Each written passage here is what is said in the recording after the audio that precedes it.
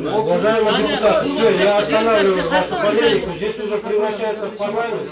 Жер үйгенин иштетүү боюнча арыз берген компаниялардын арасындагы атаандаштыктан сынактын алгачкы этабынын жыйынтыгын чыгаруу үзгүлтүккө учурап кала жаздады. Себеби добуш берүү башталардын алдында депутат Данияр Тербишалиев маанилүү маалыматтарды ачыкка чыгарды. Анын айтымында сынакка катышкан компаниялардын бири Алдан Золото өзүнүн чыныгы ээлеринин аты жөнүн көмүскөдө калтырууну чечкен. Сырттан караганда анча маанилүү эместей сезилгени менен көрсө мунун артында чоң саясат бар дейт депутат.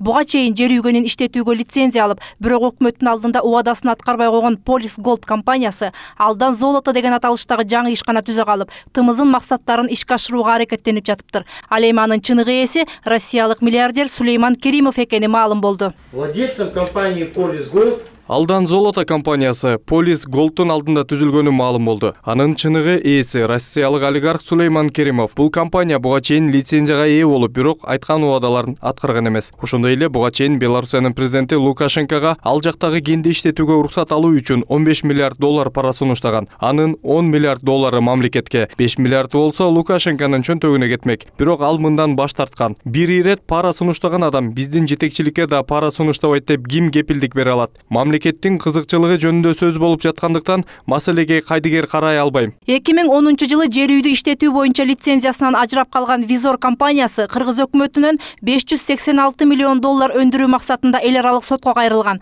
Бул маселе чечиле элек жатып сынак жарыяланганы да депутаттардын суроосун жаратты. Кыргыз алты менен соттошкондон акциясын алып коет аларчы. Теге жанагы эле виза айта келе турган болсо. Ошондуктан мен ойлойм, азыр биз кошумча киргизип, эгер биздин коллега айтып атса, мисалы, давай кошумча кошуп коелук. Ал заранее эле биз менен соттошпой турган кылып туруп, ошол компаниянын макулдугун ала турган компания болсо, биз ага может карашыбыз керек. Депутаттардын ачуу чындыкты айтып чыкканы комиссиянын башка мүчөлөрүнө анча жаккан жок. Атамекен фракциясынын өкүлү Райхан Төлөгөнов болсо, Алдан Золото компаниясынын кызыкчылыгын ачык эле коргоп жатты. Здесь участвует не Полис Золото, а Полис. Бул жерде Полис Золото эмес, Полюс деген компания катышып жатат. Анын ээси Полис Золото. Бул тууралуу интернеттен деле билип алса болот. Сулейман Керимов экенин эч ким танбайт. Ал эми анын буга чейин пара сунуш кылганын тийиштүү органдар текшерип көрсүн. Украинанын президентине мен да ишенбейм. Себеби ал кооз сөз үчүн ар кандай билдирүүлөрдү жасап коюшу мүмкүн. Былтыр октябрда түзүлгөн комиссия бүгүнкү күнгө чейин маселелердин баарын талкуулап бүткөн. Анда сынакта жеңип чыккан тарап Визор компаниясы менен соттошобу же айыпты төлөп береби өзү чечет деп айтылган. Бирок мындай шарт депутаттарды канааттандырган жок. Он будет судиться с правительством. Не может же ортосунда выигравшая компания барып американский или канадский сотко барып ортосунда включиться этип туруп, я за него отвечаю деп бөлүп кете албайт-та.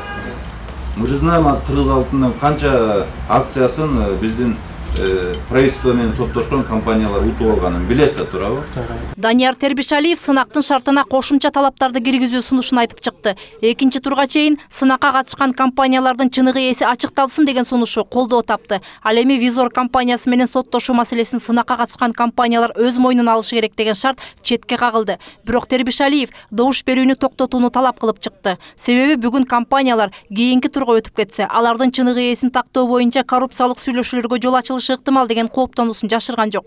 Бирок депутаттын каршылыгына карабай, комиссиянын башка мүчөлөрү добуш беришти. Анын жыйынтыгы менен арыз берген 3 компания тең кийинки турга өткөрүлдү. Талабы аткарылбаганына ачууланган Тербишалиев комиссиянын курамынан чыкканын расмий түрдө жарыялады. Мен берген сунуштар эгерде кабыл алынбаса, анда мен расмий түрдө дагы бир жолу айтып кетким келет.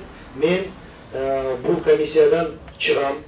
Бенефициарды берсин деген талапта жөн бар деп эсептейм. Себеби биздин дагы коомчулук булар жөнүндө бериш керек. Мына бүгүн көрдүңүздөр, көпчүлүк менен бул сунуш өттү. Экинчи турга мен ойлойм, бул компания бенефициарларын көрсөтүп берет бизге. Көрсөтпөсө анда өзүнө жаман. Демек баягы добуштарды азыраак алат. Бул ирет сынактын алгачкы туру соңуна чыкты. Кийинки этапта экологиялык, социалдык маселелер, ошондой эле компаниялардын артында кимдер турары ачыкталат. Экинчи тур 27 апрелде өтөт. Мээрим Ташыбекова, Аскат Ибраимов, НТС.